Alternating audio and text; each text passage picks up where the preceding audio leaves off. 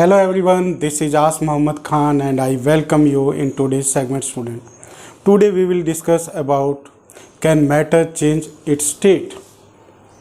Yes, you tell me. There are the different states of the matter are found in our surrounding. Can they change their state student? Yes, they can change. How can they change? If we increase the temperature or if we increase the pressure, then due to the increasing of temperature or pressure, they can change their state. Like in our daily life, we observe that the water change its state student.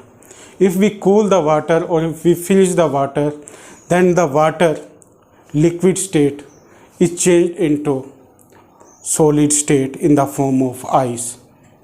If we heat the water, then again its liquid state is changed into gaseous state in the form of steam. So we can say that the matter can change their state. Now how can they change? They can change due to the increasing of temperature student or due to the decreasing also. Because when the temperature is increased student, then the particles that are found in the state of matter, they start the motion. And due to change in the motion of those particles, the state of the matter is changed. Like solid state, if we increase the temperature of the solid state, then that solid state can be converted into liquid state. Like if we speak about the ice is an example of solid state. If we provide the temperature to that ice, then it is converted into liquid state student. But if we cool the liquid state or the water, then again it is changed into solid state in the form of ice. Like this, if we heat the liquid state or the water, then it is changed into gaseous state in the form of steam. But if we cool the steam, then that steam can be changed into water. Now when the solid is changed into liquid state student, that process is known as liquefaction. What we call it is known as liquefaction student. When the liquid state is changed into solid state, then that process is known as solidification. But when the liquid state is changed into gaseous state, then that process is known as vaporization student. And when the gas state is changed into liquid state, then that process is known as condensation. So these are the important processes that are involved in changing the state of matter. Now we will discuss about the temperature. Now the temperature student or the heat that is required to convert the state of matter from solid into liquid or liquid into solid is known as latent heat. And this latent heat, in the latent heat, the temperature is not changed. In the latent heat, the temperature remains same student. Like latent of fusion of water, latent heat of the fusion of water is 0 degrees Celsius. It is 0 degrees Celsius or 273 Kelvin. And latent heat of fusion, latent heat of vaporization of water is 100 degrees Celsius or 373 Kelvin. So it is about the latent heat. It is the most important definition student. You will try to learn it.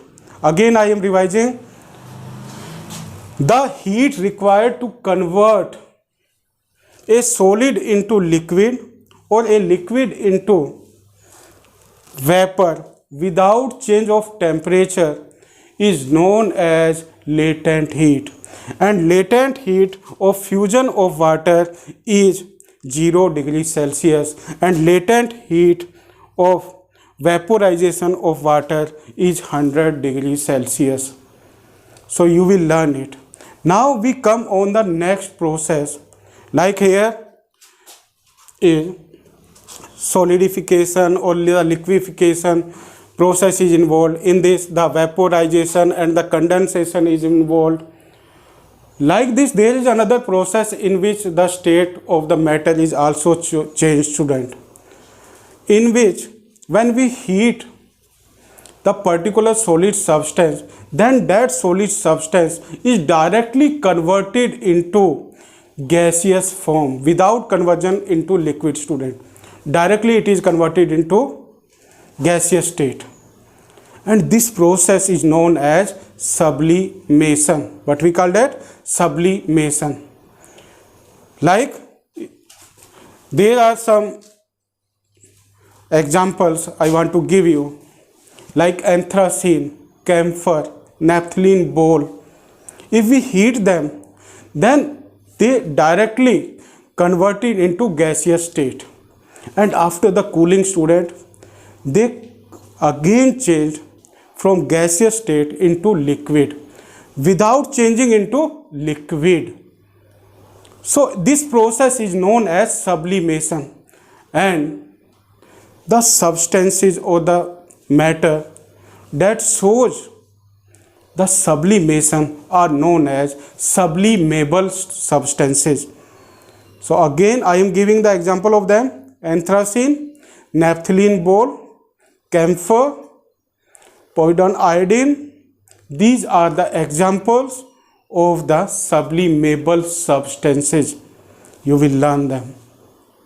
Now we come on the next method from which we can also change the state of matter. It is the pressure, student, or the compression. And with the help of the compression or the pressure, we can change the state of carbon dioxide. Carbon dioxide gas can be changed from gas to solid with the help of compression, student. If we take that carbon dioxide into one particular pot and we apply the pressure on it with the help of piston, then its particles are combined together and they form the solid state. Means carbon dioxide is changed from the gaseous state into solid state, and the solid state carbon dioxide is known as dry ice. So what is dry ice, student? It is the solid state of carbon dioxide. And how do we get it? With the help of compression. When we apply the pressure on the carbon dioxide gas in a particular vessel with the help of piston, then we get the solid form of carbon dioxide, and that solid form of carbon dioxide is known as dry ice. So now you will try to cover all these three important topics, student. So thank you very much and have a pleasant day.